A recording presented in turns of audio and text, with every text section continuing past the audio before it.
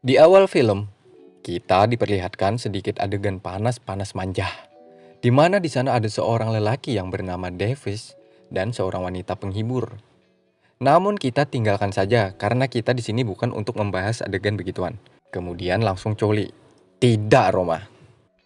Oke, dan sana kita langsung ke inti sarinya saja. Kita semua nantinya diperlihatkan ada 3 remaja yang masih di bawah umur. Mereka saat itu diinterogasi oleh ketua sipir, di mana di sana ada Butch, dia baru berumur 17 tahun. Dia ditangkap karena menyerang petugas polisi. Kemudian ada Davis, dia masih berumur 16 tahun dan dia ditangkap karena kasus narkoba. Dan terakhir, yang paling kecil juga imut, ada Angel. Dia baru saja berumur 15 tahun, namun kasusnya lebih hebat dari yang lainnya, yakni merampok mobil di tengah ramainya kota. Saat itu mereka diinterogasi dan disuruh menjelaskan kesalahan mereka, di mana saat itu mereka sedang dalam keadaan telanjang dan disuruh nungging lalu disuruh batuk. Untuk memastikan mereka bertiga tidak ada dalam keadaan ambien, dan yang paling utama apakah mereka pernah di Kodomo atau tidak. Setelah mereka dicek, syukurlah mereka semua dalam keadaan baik-baik saja. Kemudian datang petugas sipir. Dialah yang nantinya mengawasi gerak-gerik setiap anggota tahanan. Petugas sipir datang untuk menjemput mereka bertiga ke tempat di mana nantinya mereka untuk tidur dan menghabiskan waktunya yang sebelumnya mereka tak pernah rasakan. Saat di jalan mereka bertemu dengan 2 remaja. Sebut saja si Keribu dan si Keriting dengan wajah yang sangat garang. Mereka berdua adalah sebagian dari banyaknya remaja yang ditangkap untuk direhabilitasi. Tiba saatnya di mana mereka diantarkan ke dalam kamar oleh petugas sipir dan memberikan arahan kepada mereka bertiga untuk dipatuhi dan ditaati. Dan petugas itu memberitahu di sana nanti kalian akan bertemu dengan orang banyak yang berpakaian berbeda-beda. Di mana jika perilaku kalian baik selama 1 tahun, maka kalian akan mendapatkan penghargaan yakni memakai seragam oranye. Namun jika kelakuan kalian tidak berubah dan sering melanggar aturan, maka seragam kalian tetap berwarna hitam. Petugas sipir berharap mereka bertiga nantinya menjadi orang yang lebih baik lagi. Singkat cerita, makan siang pun tiba, di mana di sana ada Butch yang sedang menaruhkan wadah makanannya ke petugas pembagi makanan. Petugas pembagi makanan itu pun juga anggota tahanan loh. Dia adalah pria besar namanya Bang. Dengan sengaja menjatuhkan sendok ke tangan Butch dan memandangi dengan tatapan yang sangat tajam. Itu adalah hal wajar di kehidupan penjara, di mana anggota baru sering sekali digertak dengan cara mereka masing-masing. Begitupun dengan Bang terhadap Butch. Namun Butch menghiraukannya karena dia di sini ingin menjadi orang baik, bukan untuk berkelahi, dan dia kemudian langsung menghampiri tempat kosong, di mana di sana ada Max yang duduk seorang diri. Orang lain tidak mau menemaninya karena dia seorang penyandang AIDS. Namun semua itu belum pasti karena hasil uji tesnya masih belum keluar. Namun semua orang sudah menjauhinya untuk berjaga-jaga. Hidup Corona! Dialah orang pertama sebelum kenal dengan Angel dan Davis yang Butch kenali. Max adalah orang baik sehingga Butch tidak takut meskipun Max saat ini dalam keadaan AIDS. Kemudian Max menceritakan tentang kepribadian Banks. Dia adalah penguasa di tempat ini. Setiap orang baru yang datang maka dialah yang menggertaknya.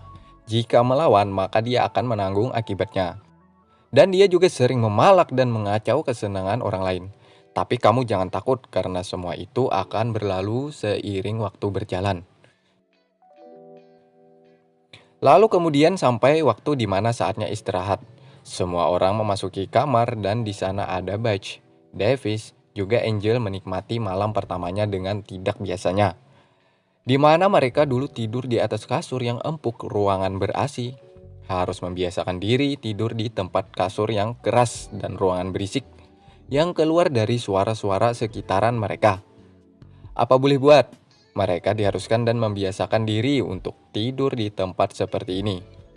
Terkadang salah satu dari mereka juga terbangun di sepertiga malam, karena suasana di sana memang tak nyaman. Tidak seperti yang kita bayangkan sebelumnya dangsanaku. Pagi pun tiba. petugas sipir datang dan membangunkan mereka semua untuk beraktivitas pagi. Di mana aktivitas pagi, semua anggota tahanan selalu membersihkan tempat-tempat sekitar.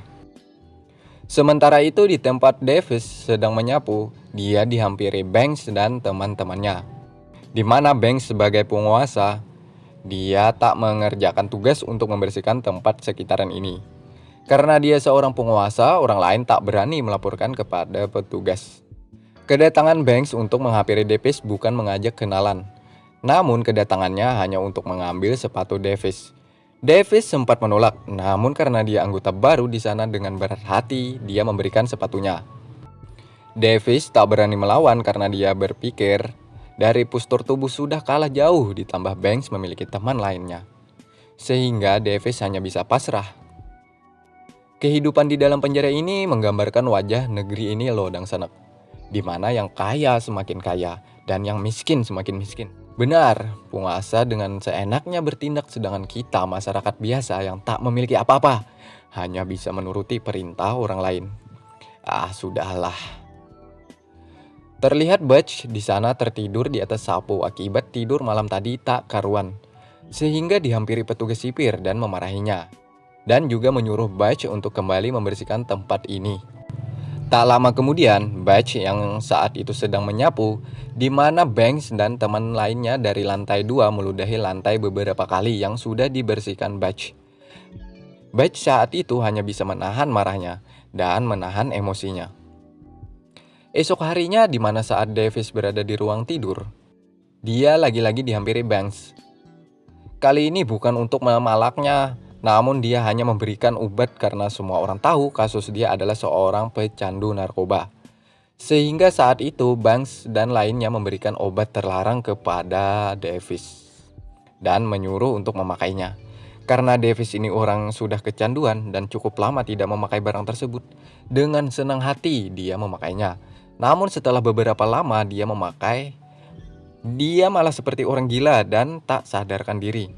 Ternyata itu bukanlah narkoba, itu adalah obat penenang orang gila yang sudah dihaluskan oleh mereka. Di sana Davis mukanya dicoret-coret oleh Banks, membuat mereka semua tertawa lepas melihat Davis seperti orang gila. Hingga tiba di mana dia sudah terlalu tinggi, berjalan pun tak sanggup. Davis berjalan seperti ular yang sedang makan satu ekor babi dengan gerak pelan merayap. Dan saat keluar pintu, dia dihampiri oleh petugas sipir. Dia langsung dibawa ke kamar mandi untuk memuntahkan semuanya. Kemudian dia dimarahi oleh petugas sipir untuk mengatakan yang sejujur-jujurnya. Namun karena dia tak sadarkan diri sehingga tak sepatah kata pun dia berkata. Begitupun malam harinya, di mana saat Butch tertidur, mereka dihampiri Banks dan kawan-kawannya. Saat itu mulut Butch disumpal agar tidak berteriak membuat yang lainnya bangun. Bukan hanya disumpal, dia juga dipukul beberapa kali. Dan Banks mengancam jangan pernah mencoba untuk menjadi penguasa di sini. Jika kamu melapor semua kejadian ini ke petugas, maka tamatlah riwayat kamu.